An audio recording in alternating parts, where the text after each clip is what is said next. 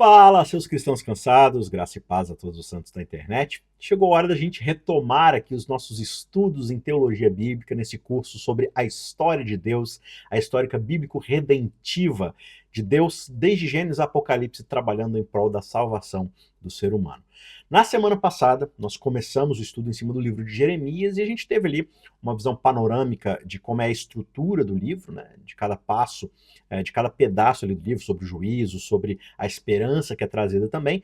Nós conversamos um pouco sobre o ministério de Jeremias. Parece ali que ele é meio negativo, que ele é meio depressivo, que ele só fala de desgraça, mas a gente observa que na verdade não. O propósito é trazer o julgamento para que, mediante esse julgamento, haja a esperança da redenção. Então os profetas eles vão trabalhar nesse ponto. Jeremias parece que pesa a mão um pouco, mas na verdade o que ele quer é a reconstrução, é a restauração. E por isso, por causa do tom que ele tem, ele é perseguido, ele é preso, ele é julgado como traidor, mas o amor dele pela palavra de Deus, pelo ministério que Deus lhe confiou, é maior do que todo esse sofrimento que ele enfrenta. Então, se você está chegando agora, se você ainda não assistiu a primeira aula, volta lá, assiste a aula da semana passada, está aqui embaixo na playlist. E se você não conhece o curso, volta lá na primeira aula, a gente tem toda a playlist aqui com todas as aulas, desde Gênesis a gente vem seguindo, livro por livro, aprendendo sobre a história da redenção dentro da história de Deus, a nossa história dentro da história de Deus. E hoje, né, após essa introdução que a gente teve sobre o livro de Jeremias, sobre o seu ministério, sobre quem foi Jeremias, a gente vai agora abordar os primeiros 25 capítulos do livro, a partir desses 5 temas importantes que a gente pode utilizar, pode estudar mais a fundo, que estruturam ali, que demonstram o que Jeremias aborda nos seus 25 primeiros capítulos, né? Então, o primeiro ponto que a gente vai estudar aqui é a questão da quebra da aliança. Como é que a aliança foi quebrada, o que aconteceu, do que Deus está acusando de fato o povo. O segundo ponto é de fato o quê? O pecado repetido e generalizado. Então, Jeremias vai trazer o tempo todo, né, dentro desse julgamento, dessa exortação que Deus traz, o quê? Olha, o povo está pecando, e esse pecado ele não é um pecado de errei o alvo, fui tentar fazer certo, fiz errado. Não, é um pecado repetido e generalizado, ou seja, o povo é rebelde. Eles continuam no pecado, eles não querem se consertar. O que leva a gente para o terceiro ponto, que é o quê? A condição do ser humano, dentro dessa quebra da aliança, é o quê? É de depravação total. Eles estão completamente corrompidos pelo pecado, e por isso eles têm esse pecado repetido e generalizado, ou seja, por isso eles quebram o tempo todo a aliança. Por isso, a única coisa que pode ser feita agora é o ponto 4, a proclamação do julgamento.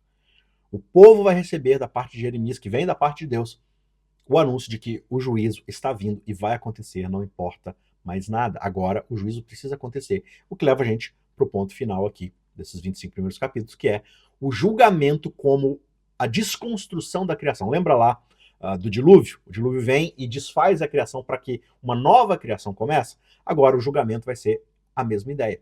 Jerusalém, Israel, o povo da aliança precisa ser destruído, digamos assim, para que um novo povo da aliança possa surgir a partir dessas cinzas. É um pouco do vislumbre que a gente tem lá em Isaías, né?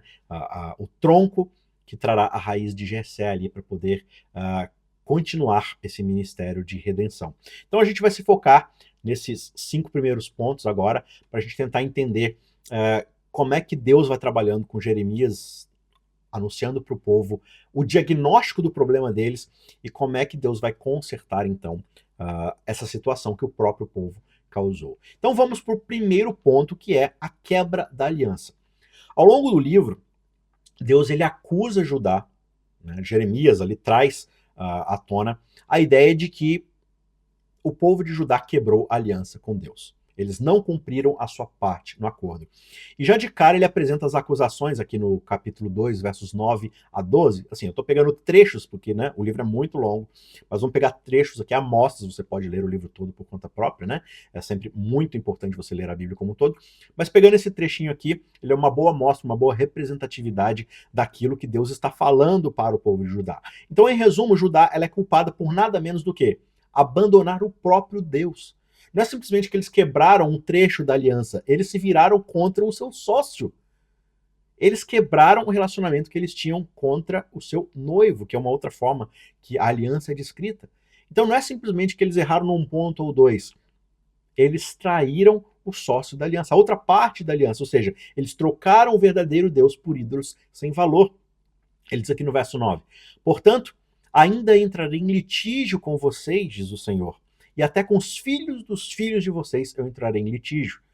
Houve alguma nação que trocasse os seus deuses, mesmo que não fossem deuses de verdade? Você ouviu, Israel, em algum momento, alguma nação que falou assim: ah, não quero mais servir esse Deus aqui não, vou servir outro Deus? Nenhuma nação jamais fez isso. Mas o meu povo trocou a glória do Deus verdadeiro por aquilo que não tem proveito algum. Fiquem espantados com isso, ó céus. Fiquem horrorizados e cheios de espanto, diz o Senhor, porque o meu povo cometeu dois males, dois crimes. Primeiro, eles abandonaram a mim, a fonte de água viva. Primeiro, que eles se voltaram contra o Deus verdadeiro, me abandonaram. E segundo, eles cavaram para si cisternas, cisternas rachadas que não retêm água. Ou seja, trocaram o funcional pelo disfuncional. É isso que ele está falando.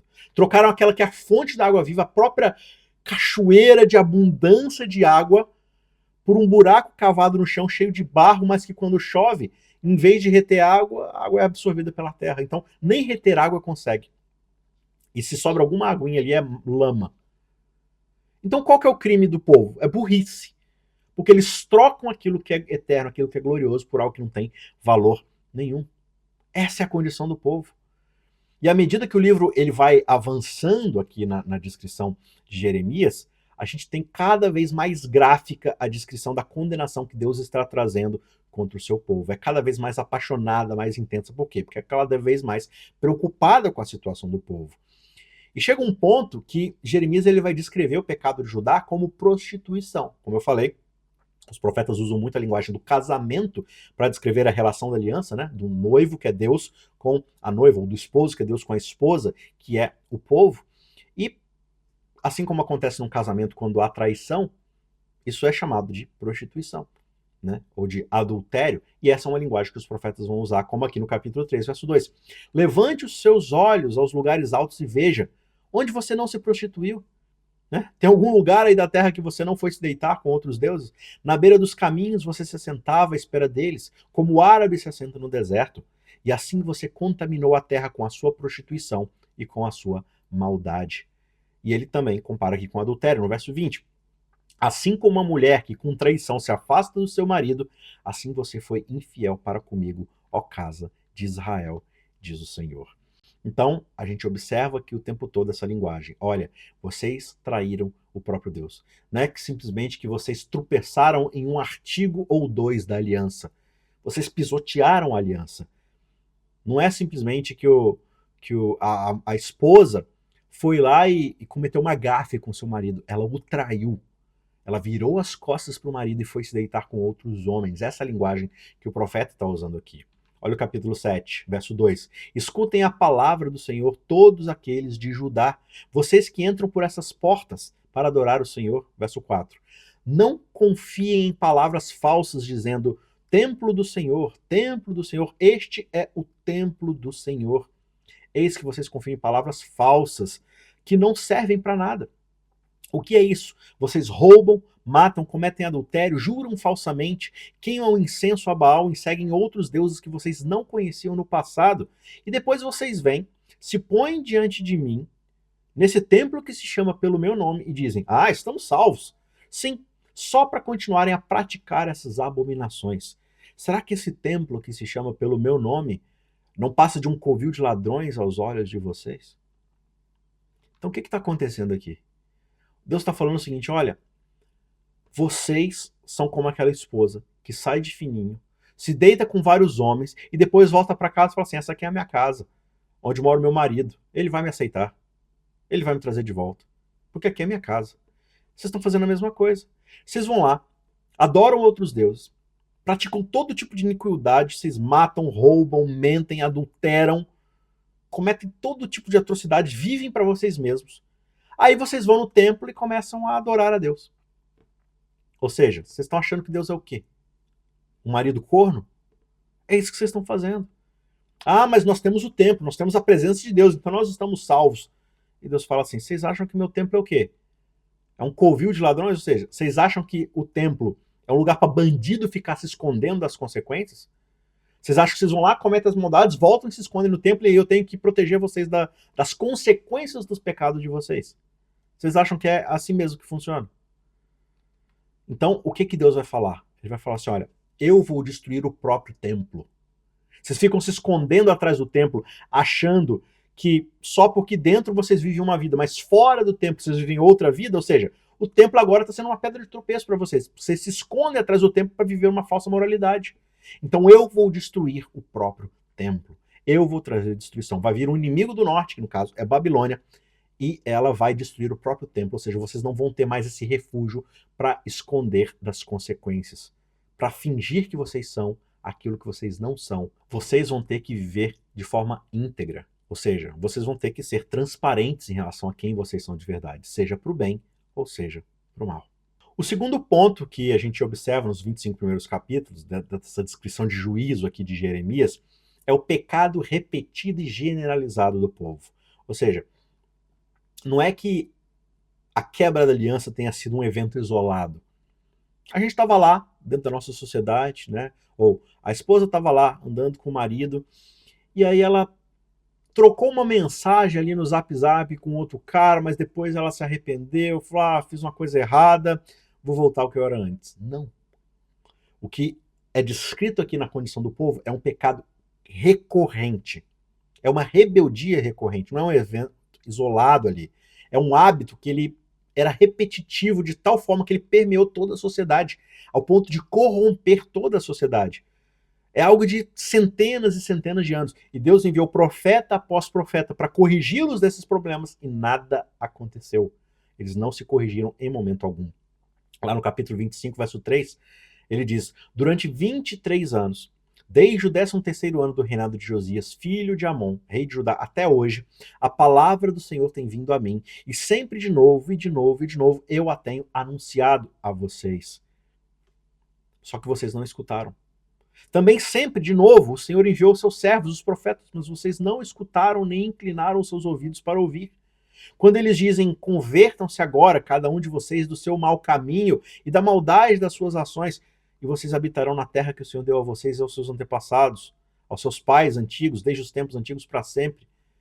Ou seja, olha, vocês só precisam se arrepender. Reconheçam que erraram e se voltem para Deus. Se vocês fizerem isso, Deus vai se voltar para vocês e vai corrigi-los e restaurá-los. Só que só Jeremias aqui, só eu, tô aqui há 23 anos falando a mesma coisa. E ninguém parece se importar. Mas não sou só eu não sou o primeiro profeta nessa história. Antes de mim vieram profetas atrás de profetas, falando as mesmas coisas que eu estou falando agora. Que nenhum de vocês deu ouvidos. Mas não só o povo não dá ouvidos aos profetas enviados por Deus, como eles dão ouvidos ao quê? Aos profetas falsos, mentirosos, que só falam aquilo que os seus ouvidos querem ouvir, aquilo que lhes interessa. Ele fala isso lá no capítulo 6, verso 13. Tanto o profeta como o sacerdote usam de falsidade, curam superficialmente a ferida do meu povo, dizendo paz, paz, quando não existe paz. Ou seja, vocês só ficam indo atrás daqueles profetas, daqueles sacerdotes, que dizem para vocês que vai existir paz, que Deus não vai castigar vocês. E aí vocês podem permanecer fazendo as maldades que vocês cometem, sem esperar juízo. Quando aparece um profeta que traz juízo, que anuncia juízo, vocês ignoram. Aí quando aparece um profeta que fala de paz, que fala que vai ficar tudo bem, aí vocês dão ouvidos, né? Então, assim, esses profetas, eles só dizem para o povo o que o povo quer ouvir. Eles não falam, eles não tocam na ferida, eles não trazem a verdade que o povo tanto precisa ouvir. E a situação se tornou tão grave que Deus vai dizer, olha, mesmo que Moisés e Samuel, ou seja, duas figuras respeitadíssimas, né?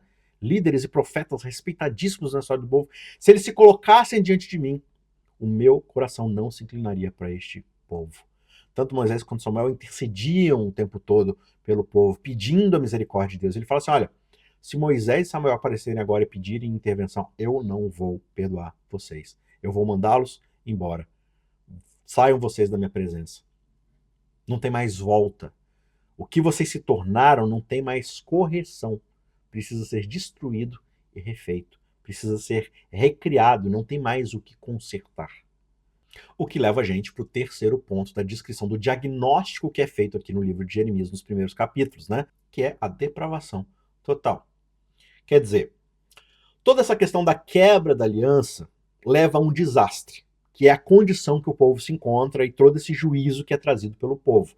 Então, existe sim A questão da quebra da aliança, os pecados recorrentes do povo que trouxeram todo esse desastre. Essa é a condição do povo. Só que existe algo mais profundo do que simplesmente essa recorrência dos pecados, dessas ações desmoralizantes do povo, antiéticas. A grande pergunta que é feita aqui, dentro de uma camada ainda mais profunda, é: por que o povo não consegue cumprir a aliança? Porque vez após vez eles são levados a quebrar o acordo deles com Deus? Por que os pecados deles são recorrentes? Por que eles não se arrependem? Existe uma camada muito mais profunda que precisa ser diagnosticada. Vamos ver o que Deus vai falar aqui em relação à condição real do povo. No capítulo 5, verso 1, ele diz: deem uma volta pelas ruas de Jerusalém, olhem, investiguem, procurem nas suas praças para ver se vocês acham alguém, se há uma pessoa sequer que pratique a justiça ou que busque a verdade. Se acharem, eu perdoarei a cidade. Embora digam, tão certo como vive o Senhor, certamente juram falso. Ou seja, eles falam alguma coisa e falam, olha, isso vai acontecer tão certo como diz o Senhor, mas aí vão lá e mentem na cara dura. Ou seja, usam o meu nome para esconder as mentiras deles. Senhor, por acaso os teus olhos não atentam para a fidelidade? Tu feriste esse povo, mas eles não sentiram nada, eles já estão insensíveis à tua mão.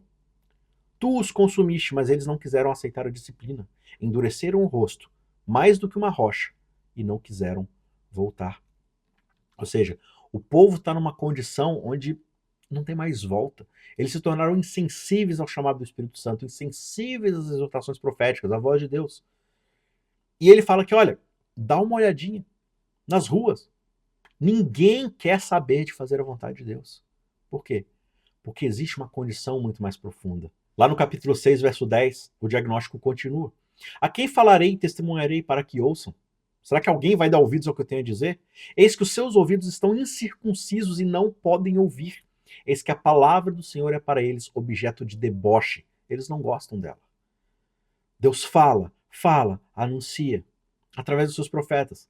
E eles simplesmente debocham do que Deus está falando. Eles não podem ouvir a palavra de Deus por quê? Porque eles não querem ouvir. Sabe aquele ditado, o pior cego é o que não quer ver? Aqui é o pior surdo é aquele que não quer ouvir. Eles não querem saber de Deus. Então não importa quantas e quantas vezes Deus os exorte, eles simplesmente vão ignorar a mensagem. Profeta após profeta, eles vão rejeitá-los. A condição do povo é tão terrível, tão irreversível, que veja como é que Deus ele vai descrever o povo aqui no capítulo 13, verso 23. Será que o etíope pode mudar a sua pele? Ou seja, alguém que é negro pode se tornar branco ou vice-versa? Não, é algo que você nasce desse jeito. Será que o leopardo pode remover as suas manchas? Se fosse possível, também vocês poderiam fazer o bem, estando acostumados a fazer o mal. Ou seja, o que Deus está descrevendo aqui é a situação inata do povo. Olha, vocês estão numa situação que mesmo que vocês quisessem, vocês não conseguiriam mudar. O mal está tão enraizado no coração de vocês que não é mais uma questão de escolha. O livre-arbítrio de vocês foi para os pregos há muito tempo. Vocês não conseguem fazer o bem. Vocês sempre vão escolher fazer o mal. Ou seja, não apenas o pecado que está enraizado no coração de vocês incapacita vocês e controla vocês, mas também tira de vocês a possibilidade de escolher fazer o bem. De uma forma ainda mais profunda nessa descrição, Jeremias vai dizer lá no capítulo 17, verso 1, o pecado de Judá está escrito com um ponteiro de ferro e com ponta de diamante, gravado na tábua do seu coração e nas pontas dos seus altares. Ou seja, o pecado é algo esculpido na natureza de vocês, gravado no coração. É como se fosse o código de programação de vocês. Vocês estão tão corrompidos que vocês não conseguem executar outra tarefa que não seja pecar, quebrar aliança, se voltar contra Deus. Olha o verso 5. Assim diz o Senhor: maldito o homem que confia no homem, que faz da carne mortal o seu braço e cujo coração se desvia do Senhor. Ou seja, maldito é aquele que, como ser humano, vai atrás justamente do ser humano para corrigir os seus problemas. Confia no ser humano para resolver aquilo que só Deus pode fazer. Tenta encontrar soluções humanas, seja de obediência moral, de tentativa de obediência moral, seja de tentar viver uma vida correta, mas falhando miseravelmente porque as intenções são erradas. No fim das contas, a nossa condição sem Deus é de pecado. Ele diz no verso 9, enganoso é o coração humano, mais do que todas as coisas, e desesperadamente corrupto. Quem poderá entendê-lo? Ah, você precisa seguir seu coração. Você já ouviu essa frase? Siga seu coração. Não, o seu coração vai te dizer o que você deve fazer. Confie no seu coração, olhe dentro de você. Então você está falando, olha, o coração do ser humano é corrupto. Quando você olha para dentro de você, você vai encontrar um abismo de pecado. O ser humano não pode oferecer soluções para o pecado, porque o ser humano é justamente o causador do pecado, o perpetuador do pecado. As pessoas, elas são guiadas pelos seus corações malignos.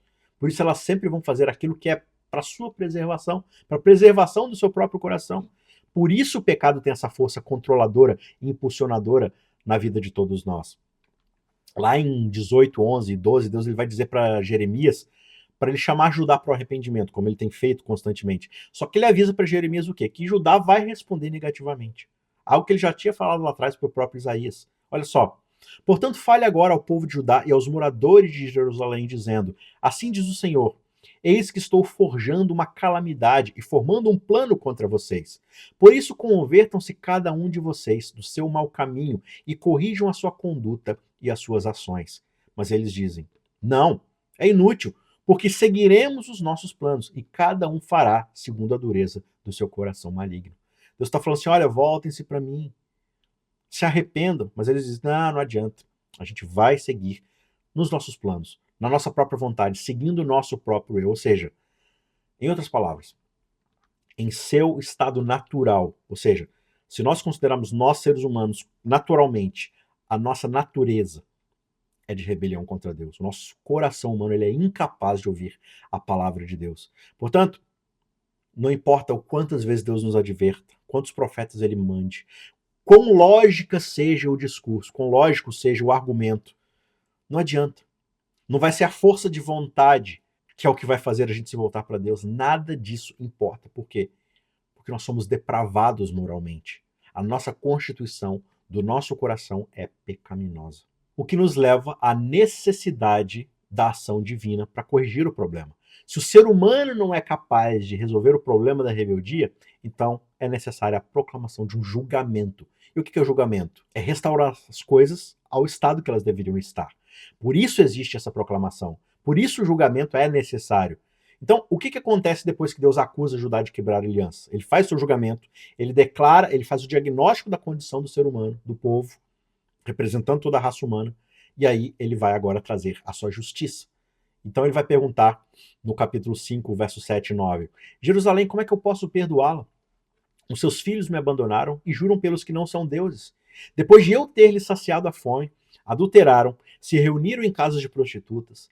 Deixaria eu de castigar essas coisas, diz o Senhor? Não deveria eu me vingar de uma nação como essa? Ou seja, Deus ele vai punir Judá por quebrar a aliança. E é aí que Jeremias ele vai ganhar sua reputação, porque ele só fala aquilo que o povo não quer ouvir. E nessas proclamações de julgamento de Deus, a gente vai encontrar então algumas das cenas e descrições mais terríveis, mais horríveis da Bíblia. Por isso que Jeremias ele é tão odiado pelo povo, tão perseguido, né, preso, enfim, porque ele vai trazer uma mensagem de Deus que é uma mensagem pesada, porque Jeremias ele está aqui no centro do vértice do conflito que vai acontecer de Babilônia com Jerusalém. E ele está falando assim, olha, Deus está trazendo juízo. Olha aqui uma amostrinha do que Jeremias vai ter que falar para o povo, no verso 22 do capítulo 9. Os cadáveres das pessoas ficarão espalhados como adubo sobre o campo, como espigas que o ceifeiro deixa para trás, sem que haja quem as recolha. Ou seja, a calamidade do que Babilônia vai fazer, a destruição que ela vai trazer, né, vai ser tão pesada que a cena vai ser de cadáveres espalhados pelo campo, como espigas de milho no chão deixadas pelo ceifeiro. Olha que coisa pesada. Mas é porque não há mais solução. Se não houver agora esse hard reset, esse passar a limpo as coisas, não existe condição do ser humano ser redimido, ser restaurado. No verso 11 do capítulo 11 ele diz: eis que trarei uma calamidade sobre eles, da qual não poderão escapar. Clamarão a mim, porém eu não os ouvirei. A cidade de Judá e os moradores de Jerusalém irão aos deuses a quem eles queimaram incenso, e a eles clamarão, mas esses de modo nenhum os livrarão na hora da calamidade. Capítulo 12, verso 11. Eles a tornaram em desolação, e no seu abandono ela clama a mim.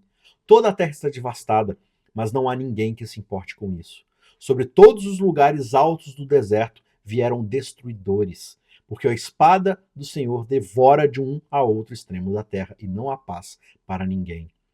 Capítulo 15, verso 7. Eu os espalhei com a pá nos portões da cidade, deixei-os sem filhos e destruí o meu povo, mas eles não deixaram seus maus caminhos. Ou seja, nem com todo esse juízo, nem com todo esse castigo eles deixam seus maus caminhos.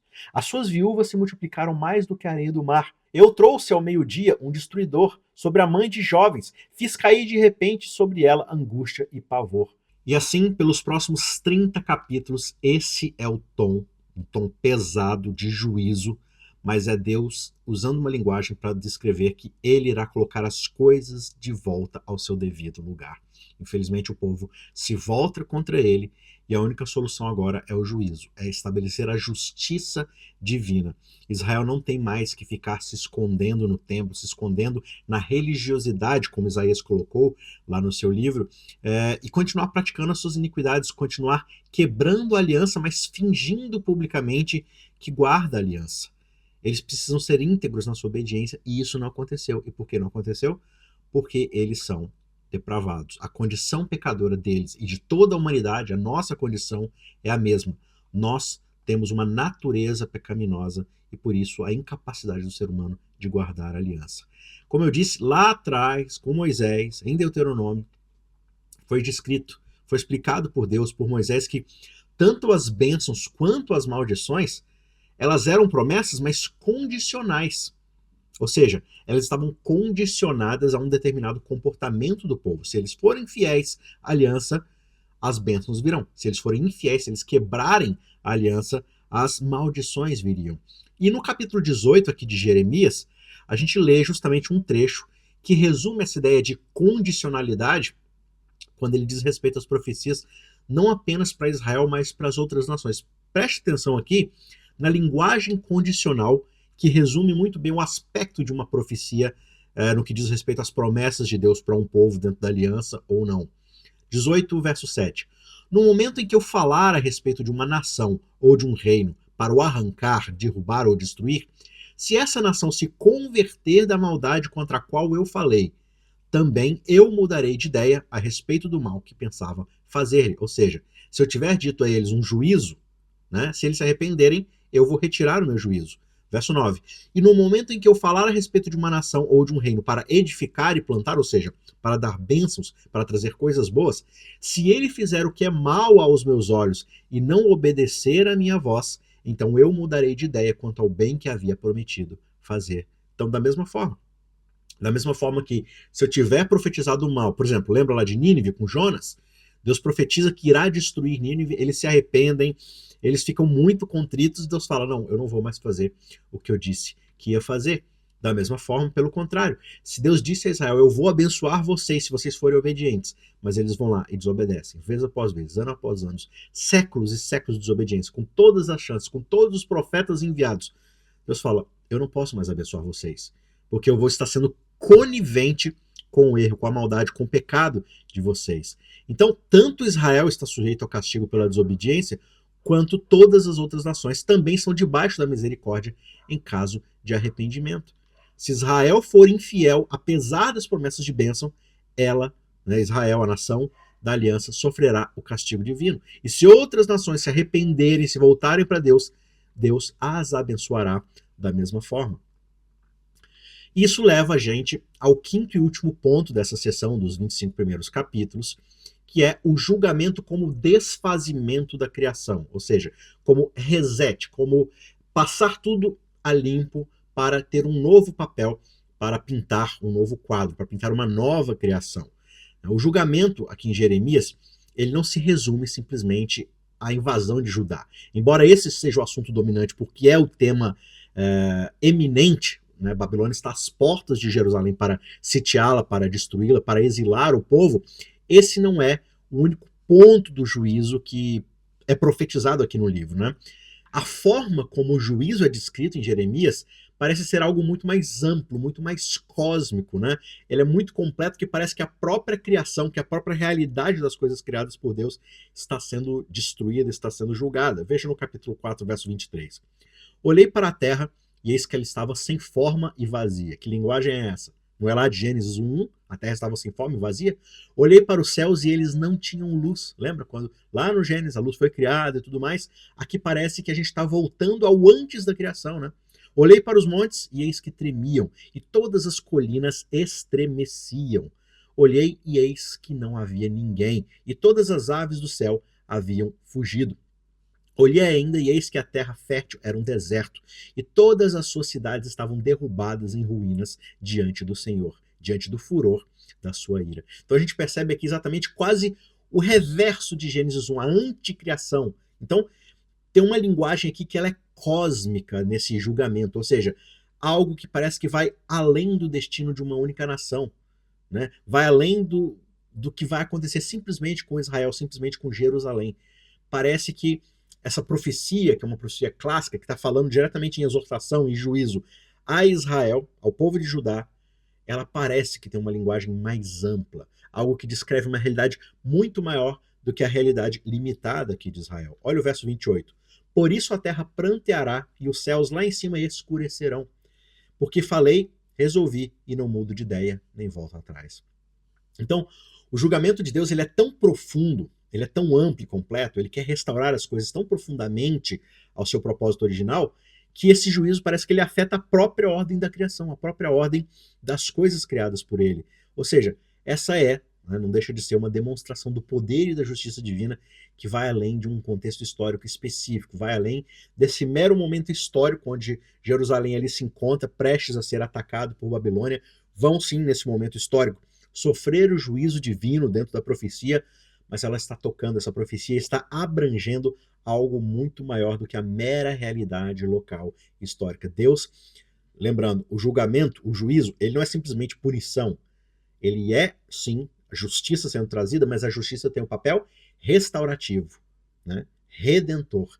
Então, não só Jerusalém precisa passar por esse processo, por esse fogo julgador, mas toda a criação está gemendo, está doente, e ela vai também passar por esse processo de julgamento para ser restaurada, para ser recriada ao seu propósito original. Mas felizmente, Jeremias não é um livro único e exclusivamente sobre juízo, sobre julgamento. Ele é também um livro de esperança. Embora essa primeira metade do livro tenha essa carga de juízo muito pesada, muito gráfica, muito honesta, né?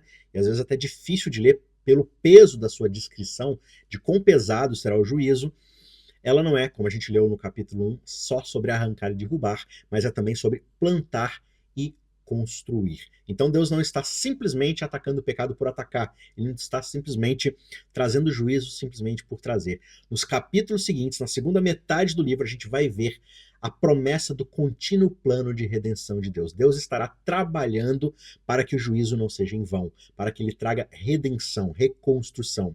E não é apenas uma esperança, a gente vai ver um dos mais espetaculares trechos da promessa de todos os profetas que já escreveram o Antigo Testamento. Aqui em Jeremias, a gente tem uma visão muito linda do que significa a redenção, do que significa Deus trabalhando em favor não só da nação de Israel, para redimi-la, para restaurá-la, mas para restaurar toda a criação, toda a humanidade, para trazer um novo tipo de humanidade que habitará um novo tipo de criação. Tá certo? Mais uma vez a gente extrapola um pouco o tempo aqui da nossa aula, então eu vou encerrando o nosso estudo dessa semana, mas na sexta-feira que vem a gente retorna para mais um estudo e para tomarmos agora a segunda metade do livro de Jeremias para falarmos sobre a esperança que existe aqui no livro desse profeta tão fantástico, tá certo? Eu encontro você lá, um forte abraço e até semana que vem. Tchau, tchau.